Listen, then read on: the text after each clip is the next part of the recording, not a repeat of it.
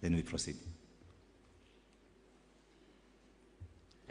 Makerere, Makerere, a winning girl, a losing Z, intimidation Z, amalala Z, ra, cha, hello. Ladies and gentlemen, protocol is entirely to omit. To omit is to offend. As a disciplined African young man, I will not offend any of our guests today, but to recognize you in your different capacities and greet you in the name of the Almighty Lord. Good morning. My name is Sentamo Churchill James. I am a second-year student pursuing a bachelor's degree in social sciences. I am the 91st Guild President of Makerere University, what was formerly known as University of East Africa. I've gotten to know that from Professor Barnabas Nawangwe. Ladies and gentlemen, I equally join my voice with the different voices that have welcomed you all, but I would equally want to associate myself with the already established protocol and welcome you all in your different capacities. Thank you very much for sparing your time to come and really grace this function. The young people in this building are very, very pleased to have you today. Your Excellencies, just like Nelson Mandela said, that the youth of today are the leaders of tomorrow, I beg to object that in our current continent, the youth of today are the leaders of today.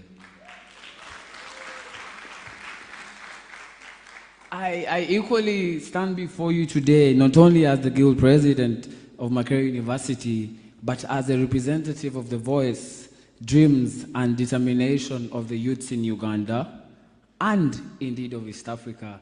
Just like you said, Makerere University was University of East Africa before we had all the other universities and before it became Makerere University, that is around 1963. It is both an honor and a duty to speak at this summit, a gathering of young leaders bound by a shared vision for our nations, our continent, and our future. Malcolm X once said that the future belongs to those who prepare for it today, and I believe we are on the right due course to prepare for our future. Ladies and gentlemen, we the youth are no longer leaders of tomorrow. We are leaders of today in our universities, communities, and even households. We are shaping narratives, challenging norms, and demanding for better. And as we gather here, we are reminded that leadership is not about the titles we hold, but the change we create.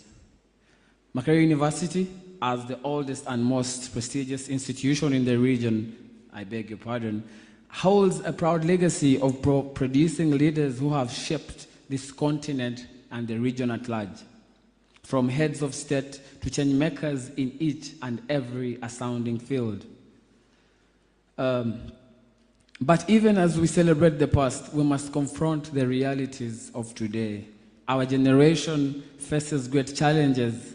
Unemployment continues to undermine our indeed established potential. Education systems, Mr. President and Madam Vice President, are struggling to adapt to the digital age.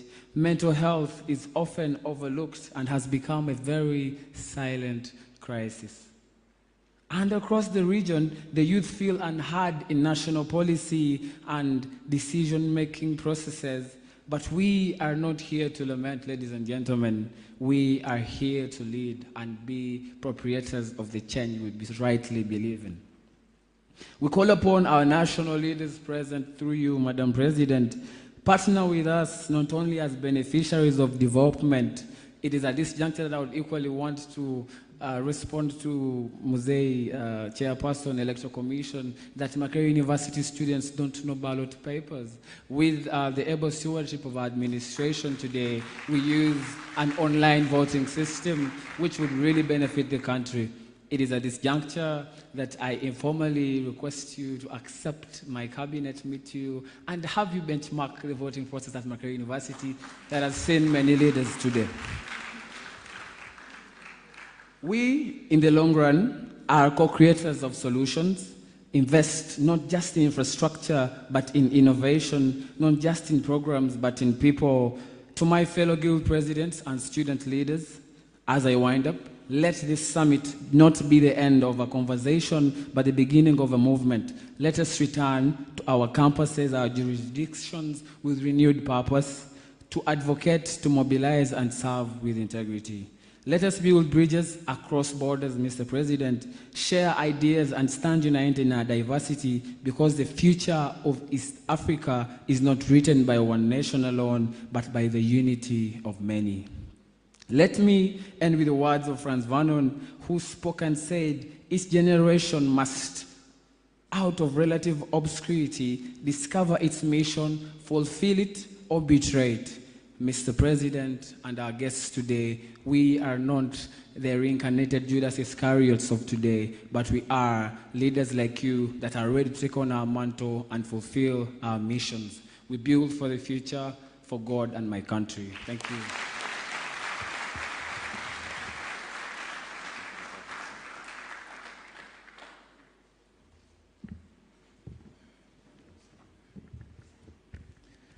Thank you, Mr. President.